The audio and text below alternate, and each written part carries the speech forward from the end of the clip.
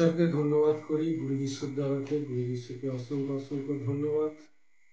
এই চ্যানেলের পক্ষ থেকে আপনাদের প্রত্যেককে নমস্কার।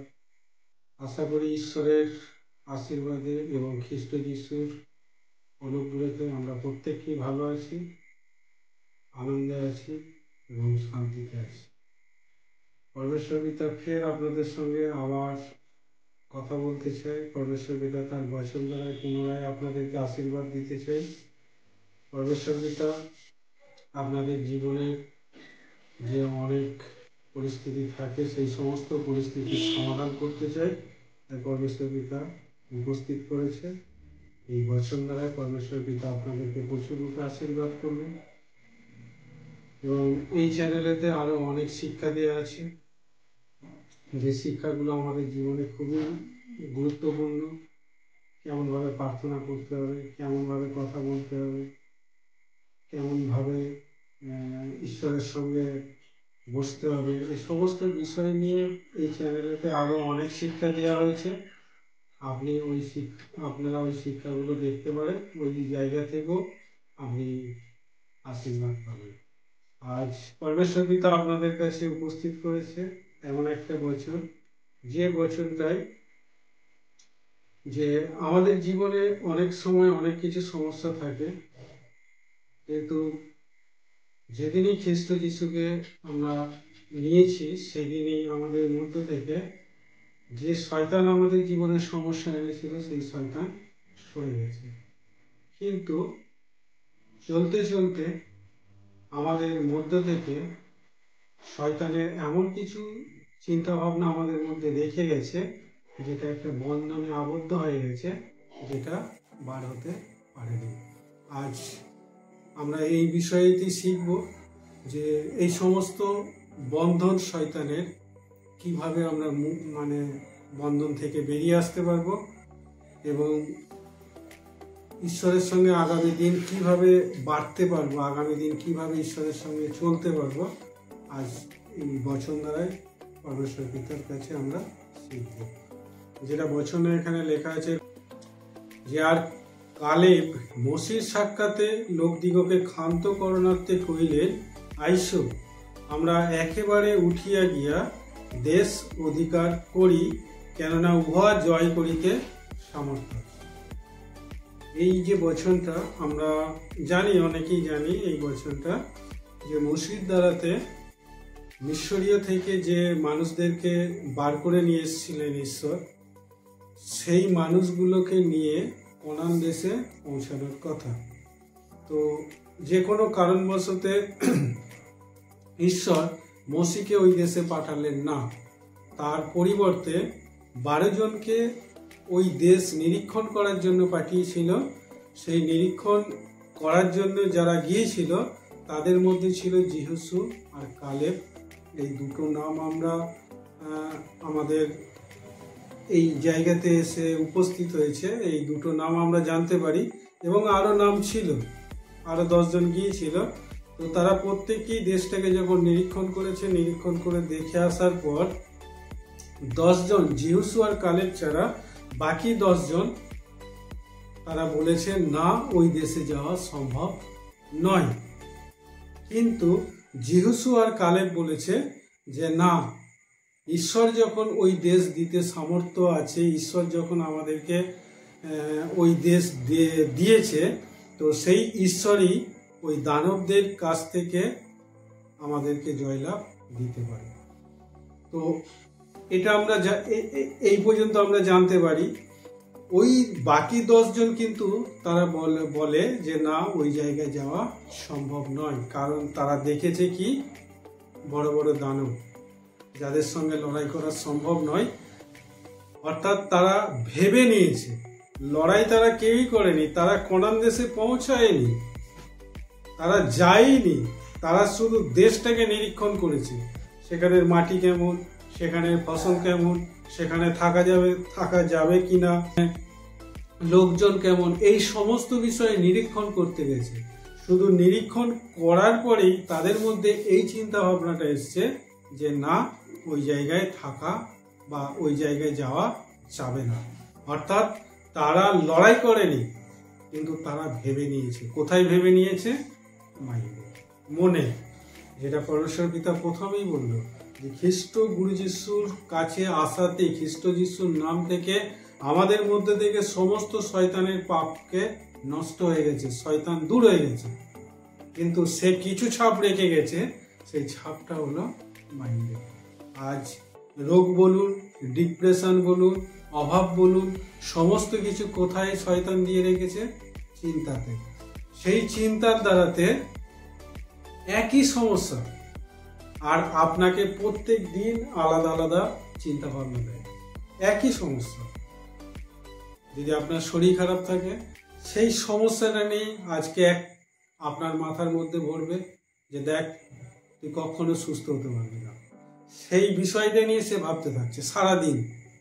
আবার পরের দিনে সে ওই একই সমস্যা, কিন্তু চিন্তাটা একটু পাল্টে দেবে যে অমুক ব্যক্তি এই করে মারা গেছে, তুইও নষ্ট হয়ে যাবি, এক কাজ কর, তুই ইমিডিয়েট অন্য কোনো ব্যবস্থা কর, ঈশ্বরের জায়গা ছাড়। একটাই কারণ, যাতে আপনার মধ্যে ঈশ্বরের বচন না আসে। কারণ যদি আপনার বচন জানা থাকে, যদি আপনার জানা থাকে যে ঈশ্বর সর্বশক্তিমান, ঈশ্বর তিনি সব পারেন, তার সমস্ত অসাধ্যকে সাধ্য করার ক্ষমতা আছে, যখন আপনি জানতে পেরে যাবেন, যখন আপনি বাইবেল পড়ে যখন আপনি জানতে পেরে যাবেন, তখন আপনার মনের মধ্যে একটা আলাদা অনুভূতি, আলাদা আশা তৈরি হয়ে যাবে যে না, আমার ঈশ্বর সর্বশক্তিমান, ঈশ্বর সব পারে। কিন্তু শয়তান কি করবে? আপনাকে বচন অনুভব করাবে না। আপনাকে কি অনুভব করাবে? নতুন নতুন চিন্তা দিয়ে, নতুন নতুন ভাবনা দিয়ে আপনাকে অনুভব করাবে। আপনার সমস্যা পুরানো, কিন্তু শয়তান প্রতিদিন একটা করে সমস্যা আপনার কাছে, ওই সমস্যারই একটা করে চিন্তা, নতুন নতুন চিন্তা আপনার কাছে উপস্থিত করে। একদিন এসে বলবে বয়স হয়ে গেছে, চুল পেকে যাচ্ছে। একদিন এসে বলবে চোখে ভাঁজ পড়ে যাচ্ছে। এই আলাদা আলাদা চিন্তা ভাবনা দিয়ে একটা মানুষকে আটকাতে থাকে। আর সেই মানুষটা যে ওই সমস্ত বিষয় নিয়ে প্রত্যেক দিনের ন্যায় সেই নতুন নতুন চিন্তাকে নিয়ে সারা দিন রাত চিন্তা ভাবনা করতে থাকে, সেই ব্যক্তিকে শয়তান বন্ধনে বেঁধে ফেলেছে। এরা যায়নি, ওই জায়গাতে যায়নি, লড়াই করেনি, কিন্তু তার আগেই এরা ভেবে নিয়েছে যে ওখানে লড়াই করা যাবে না। হ্যাঁ, যদি লড়াই করে হেরে যেত তাহলে নাই বলতে পারতো, কিন্তু লড়াই করেনি। কিন্তু ভাবছে কোথায়? মনে। অর্থাৎ আপনি যদি শয়তানের কথাকে নিয়ে যদি সারাদিন চিন্তা ভাবনা করতে থাকেন, অর্থাৎ নিজের সঙ্গে যদি তুলনা করতে থাকেন, সমস্যাকে বড় করে যদি দেখতে থাকেন, ঈশ্বরকে যদি ছোট করে দেখেন, কখনোই আপনি ওই সমস্যার সমাধান কখনোই করতে পারবেন না। তাই ঈশ্বরকে বড় করুন, সমস্যাকে নয়। তুলনা করুন সেই সময়, যখনই আপনাকে এই নতুন চিন্তা দেবে, তখনই আপনি তুলনা করুন যে দেখ, তোর থেকে আমার ঈশ্বর বড়। দেখ, ঈশ্বরের স্বাদও আছে, সাধ্য আছে। ঈশ্বর সব পারে। সে মৃত লাসারকে বাঁচিয়ে আনতে পারে। সে গুরু যিশুকে 3 দিন 3 রাত পর কবর থেকে তুলে আনতে পারে। তার ক্ষমতা আছে, তিনি সব পারেন। তাকে বলুন, ঈশ্বরকে বড় করে দেখুন। যখন আপনি ঈশ্বরকে বড় করে দেখবেন, শয়তান আপনাকে নতুন নতুন চিন্তা ভাবনা দেবে না। কারণ শয়তান চাই যাতে আপনি ঈশ্বরকে না দেখেন। তাই তো ওই ফরিসি বলেছিল, তুলনা করেছিল যে ও তো দশমাংশ দেয় না, ও প্রার্থনাও করে না, আমি দিনে 2 বার করে প্রার্থনা করি। তুলনা করেছিল, অর্থাৎ নিজেকে দেখিয়েছিল, নিজের অনুভবকে কাজে লাগিয়েছিল। কিন্তু শেষে আমরা এই বচন থেকে জানতে পারি যে এই 2 ব্যক্তির মধ্যে আর এক ব্যক্তি, সে গিয়ে ঈশ্বরের দিকে তাকাতেই পারলো না, বুকে করাঘাত করে বলল, হে ঈশ্বর, এই পাপী। শেষে আমরা জানতে পারি যে এই 2 ব্যক্তির মধ্যে কে দয়া পেয়েছিল। দয়া পেয়েছিল সেই ব্যক্তি যে বুকে করাঘাত করে বলেছিল এই পাপের প্রতি দয়া করি। অর্থাৎ সে নিজেকে দেখেনি, কাকে দেখেছিল? ঈশ্বরকে দেখেছিল। কারণ আমরা জানি যে ইব্রিয় 11:6 তিনি হচ্ছেন সর্বশক্তিমান ঈশ্বর, তিনি মহান ঈশ্বর। আমাদেরকে সেই ঈশ্বরের কাছে বিশ্বাস রাখতে হবে। মানে আদেখার বিষয়ের উপরে বিশ্বাস রাখতে হবে। আপনি সঙ্গে সঙ্গে পেয়ে যাবেন এমনটা বিষয় নয়।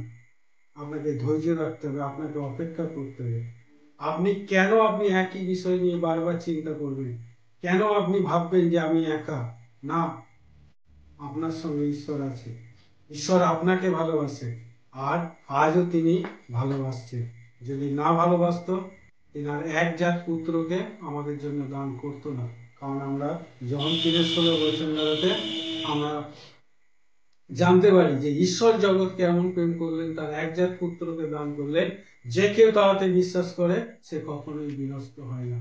ঈশ্বর আমাকে আপনাকে প্রেম করেছে, উনি ছাড়বেন না, ত্যাগও করবেন না। তাই যে কোনো সমস্যাই হোক না, তাদের শারীরিক সমস্যাই হোক আর সংসারে অশান্তি বা অভাবেই হোক, সেই সমস্ত কিছুকে তিনি দূর করতে পারেন। ওনার কাছে যান, ওনার কাছে প্রার্থনা করুন, ওনাকে সমস্ত বিষয়টাকে খুলে খুলে বলুন। সামান্য ছোট বিষয় হলো সেই বিষয়টা খুলে বলুন, ওনার কাছে সাহায্য চান, উনি সমাধান করবেই করবে। কেননা উনি আমাদের শক্তি, উনি আমাদের রোগ মুক্তি দিতে পারেন। সেই সর্বশক্তিমান ঈশ্বরের কাছে প্রার্থনা করুন, বুকে হাত দিয়ে বলুন, হে সর্বশক্তিমান ঈশ্বর, আপনি আমাকে দয়া করুন। হে শয়তান, তুই যত দানবের মতোই আমার জীবনে দান করাস না কেন, আমি তোকে ভয় খাই না।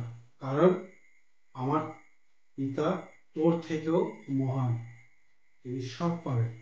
আমার এই সমস্যা বা আমার এই মনের খারাপ চিন্তা ভাবনা সমস্ত কিছু তিনি দূর করতে পারেন। সেই ঈশ্বরের কাছে এই অনুসারে প্রার্থনা করুন, উনি আপনাকে সাহায্য করবেনই করবেন। আশা করি পরমেশ্বর পিতা এই ছোট্ট একটা বছরের দ্বারাতে আপনাদেরকে আশীর্বাদ করেছে। আপনি যদি এরকম সমস্যার মধ্যে থেকে থাকেন, অবশ্যই এই বচন দ্বারাই পরমেশ্বর পিতা সমাধান করে দিয়েছে। সেই সর্বশক্তিমান ঈশ্বরকে ধন্যবাদ। আপনারা ভালো থাকুন, সুস্থ থাকুন, আনন্দে থাকুন। সকলকে